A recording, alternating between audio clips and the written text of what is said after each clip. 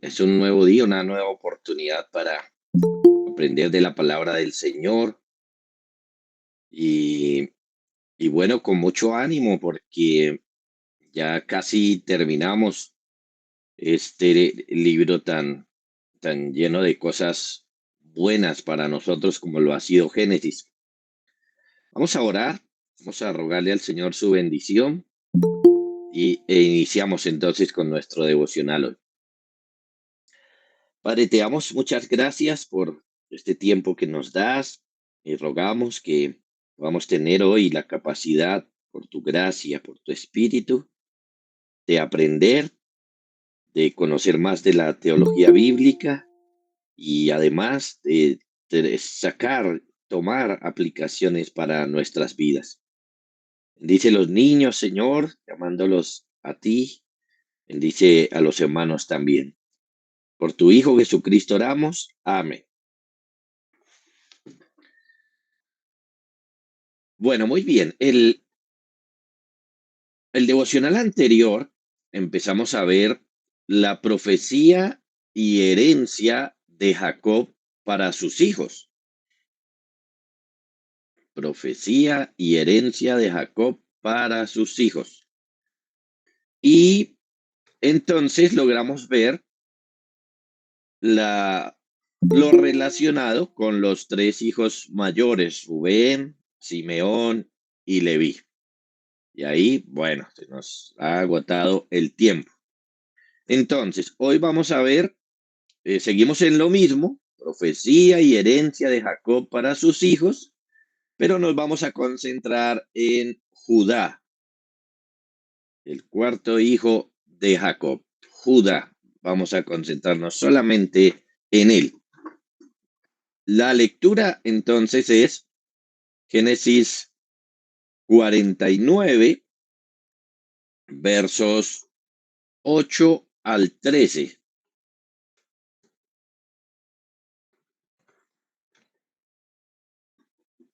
Y dice así: Judá, te alabarán tus hermanos, tu mano en la cerviz de tus enemigos.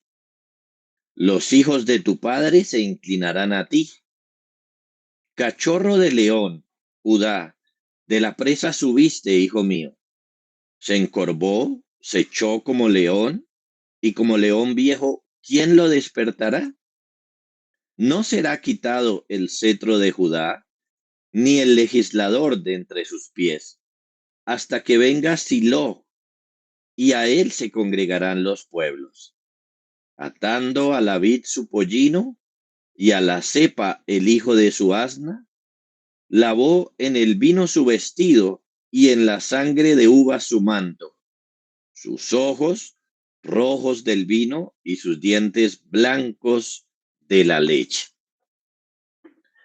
Bien, este es nuestro pasaje y como lo notan, a diferencia de los tres hermanos mayores, aquí se le dedica más espacio, más versículos para hablar de él.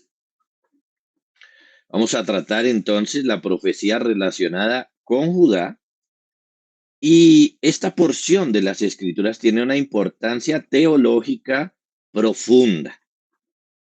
Así que voy a mostrarlo de esta manera. La pregunta sería, ¿cuáles son las bendiciones y la profecía acerca de Judá? Y sería así. En primer lugar, la grandeza de Judá entre sus hermanos. Dice la primera línea, te alabarán tus hermanos. Y luego dice, los hijos de tu padre se inclinarán a ti. Así como en su momento, los sueños proféticos de José lo mostraban a él como el que reinaría sobre los hermanos y aún sobre el papá y la mamá. Y se cumplió, porque noten que ahora José es el segundo hombre más importante de Egipto y además sus hermanos literalmente, cuando aún no sabía que era José, vinieron a postrarse ante él. Ahora se nos habla algo parecido de Judá.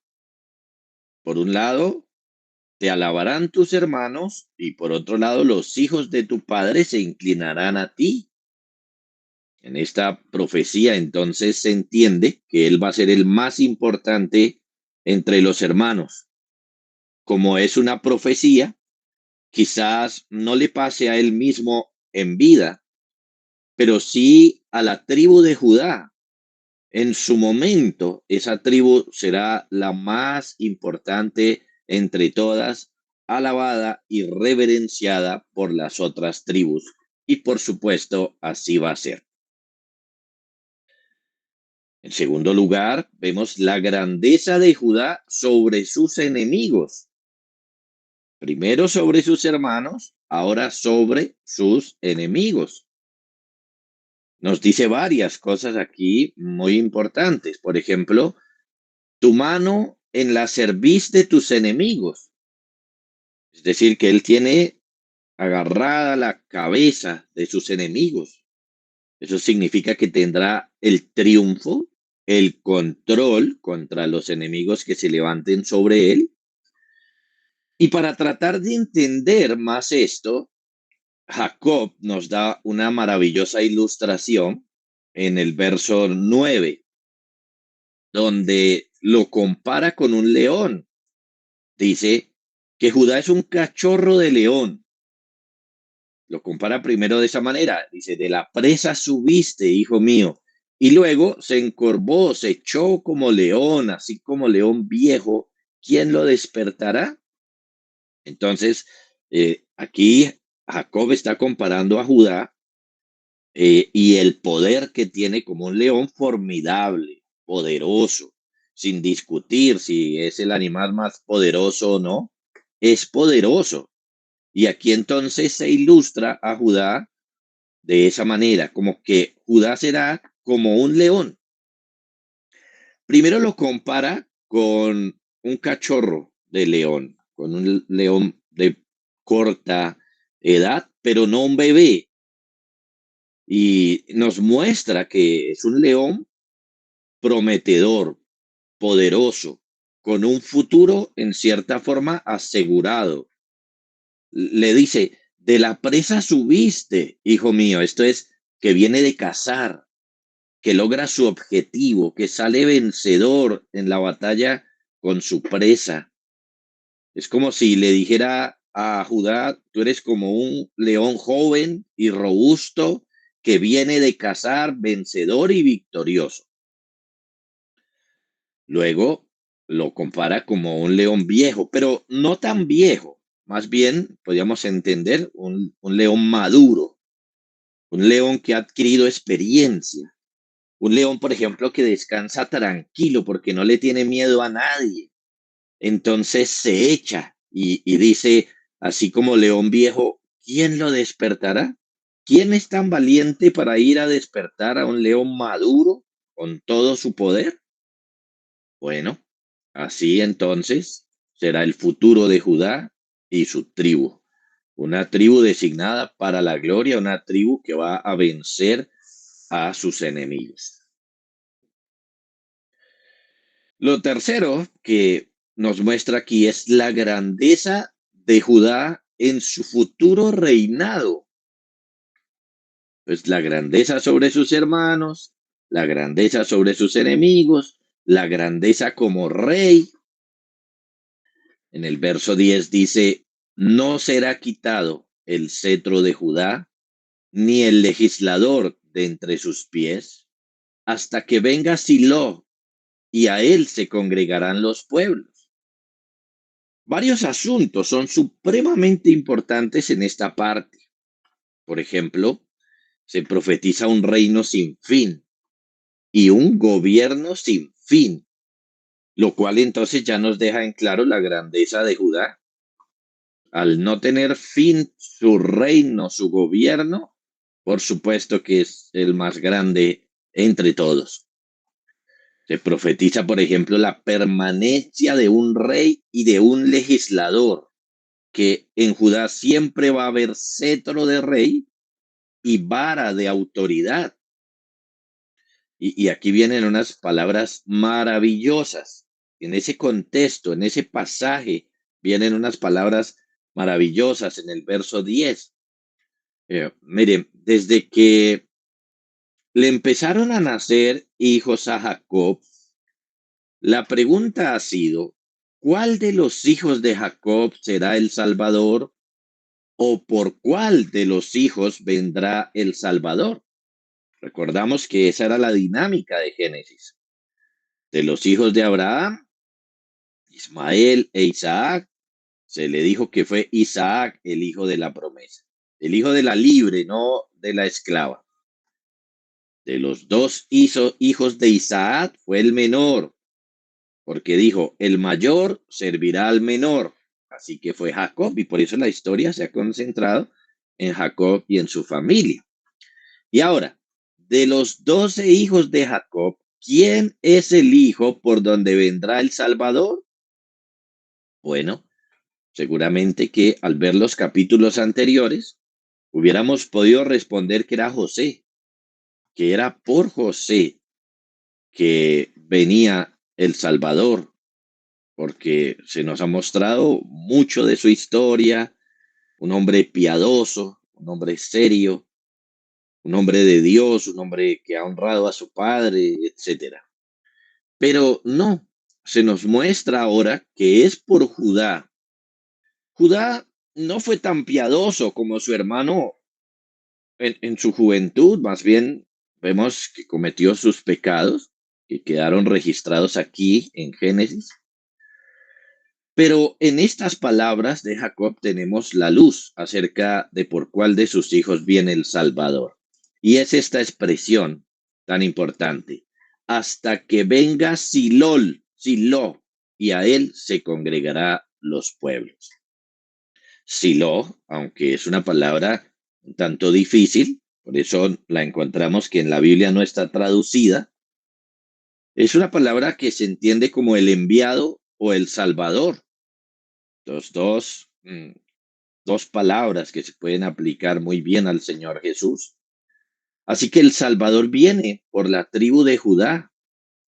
Desde Génesis, entonces ya tenemos más luz acerca de esto, que no solamente se esperaba un hijo, sino ahora que es de la tribu de Judá y unos elementos importantes, que será un rey y que será un gobernador que gobernará no solamente a Judá, sino otros pueblos, porque dice, a él se congregarán los pueblos. Por último, podemos ver la grandeza de Judá en su prosperidad. La grandeza de Judá, entonces, sobre sus hermanos, sobre sus enemigos, como rey y en su prosperidad. Verso 11 y 12 dice, atando a la vid su pollino y a la cepa el hijo de su asna, lavó en el vino su vestido y en la sangre de uva su manto, sus ojos rojos del vino y sus dientes blancos de leche. Esta parte de la profecía habla de cómo Judá iba a tener abundancia de recursos, en particular vino. Por ejemplo, note la figura, dice que se ataría un asno a la vid. Y piensen en esto, nadie que tenga cualquier persona que llegue a tener pocas vides ataría su asno a la vid porque se la come y la daña. Pero el asunto es que la abundancia iba a ser tal que podían atar el asno a la vid y eso no causaría ningún efecto negativo a la cantidad de uvas que tiene. Más bien Judá lavará sus vestidos en vino. Sus ojos van a estar rojos de vino. Y no solamente vino, sino también dice leche, sus dientes blancos de la leche. Y así fue.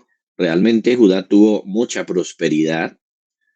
Si pensamos nomás en una de las regiones de Judá que se llama Engadi, es considerada un oasis. Imagínense, un oasis en el desierto, donde por supuesto abunda el agua y donde en su tiempo fue famosa por su vino. Así que, imagínense, todo esto es la bendición que Jacob pronunció sobre su hijo Judá, grande sobre todo. ¿Qué tiene que ver esto con el Señor Jesús? Bueno, evidentemente que esta parte habla con toda claridad del Señor. El Señor Jesús es Silo, es el Salvador, el enviado. Se nos dice que va a venir de la tribu de Judá, y así fue. Tanto María como José, su padre adoptivo, eran de la tribu de Judá. Se nos dice que el Salvador es un rey, y por eso es que nunca el cetro va a ser quitado de la tribu de Judá.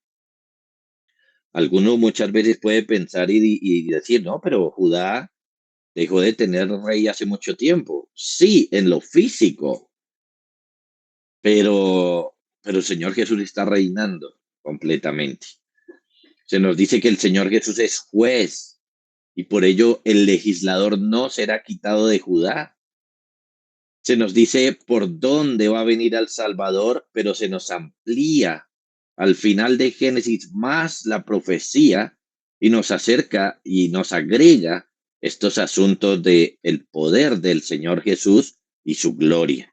Así que es un pasaje que nos avanza mucho en nuestro entendimiento acerca de el Señor Jesús. Una bendición enorme. ¿Qué aprendemos de este pasaje? Bueno, noten algo.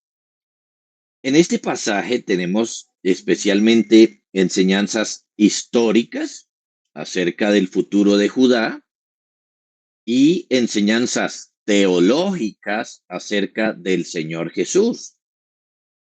De eso es que está llena la profecía. Pero si quisiéramos sacar unas lecciones prácticas, entonces voy a tomar dos, que serían estas. Miren, por un lado, la bendición de la gracia de Dios. Eso es lo primero que podemos aprender de la gracia de Dios. Porque miren, no fue por Judá, no fue porque Judá fuera un gran hombre o un hombre piadoso que fue bendecido de esta manera como lo vemos hoy. Pudiéramos decir, José fue mejor hombre, espiritualmente hablando, buen hijo, un hombre de Dios, un buen siervo, un buen empleado, sabio, etcétera, sin escándalos pecaminosos. No fue entonces porque Judá fuera bueno y no fue por José que venía el Salvador, a pesar de que José era mejor hombre. Y entonces uno se pregunta, ¿y por qué esto así? ¿Por qué Dios no lo escogió? Si lo podemos decir así, ¿por qué Dios no escogió al mejor hombre? Bueno, porque esto nos está enseñando de la gracia de Dios. Miren, ninguno de nosotros somos buenos hombres o buenas mujeres y aún así la salvación nos ha sido dada por gracia. Esa es la enseñanza. Judá fue escogido por gracia. Él necesitó la gracia para tener esta bendición. Nosotros necesitamos la gracia divina también. Una segunda lección que debemos sacar entonces de esta verdad es la siguiente. Tengamos cuidado de despreciar la vida piadosa. Tengamos cuidado de despreciar la vida piadosa. Porque, mire, alguno entonces podría concluir, portémonos mal para que nos vaya bien. Que, mire, José se portó bien y le iba a ir a mal. Hasta ahora le está yendo bien. En cambio, Judá no fue tan piadoso, un hombre que cometió terribles pecados y le fue bien.